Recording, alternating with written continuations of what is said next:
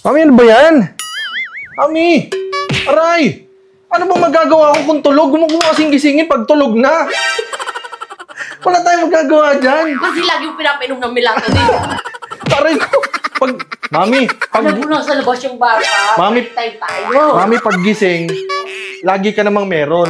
Ngayong tulog, gusto mo gisingin. Pagpahingahin mo rin. Ha? Hindi laging ganun. Ha? Hello, Ate Anya. Hello, Kuya Chan. Hindi ko na pa kami nagiya. Tapos pa kami gumala. Hi po. Kamusta? Kamusta yung gala nyo? Ang saya. Ay, buti naman. Nagiya sa labas. Ay, grabe. Ay! Peekaboo! Wow, peekaboo. Ah, sige, akit mo na kayo sa kwarto. Akit mo na kayo sa Sige kwarto. po, Ed. Ah, sige. Sige, balit mo na yung damit. Bye-bye po.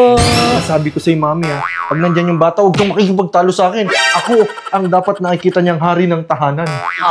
Hariin mo ulo mo.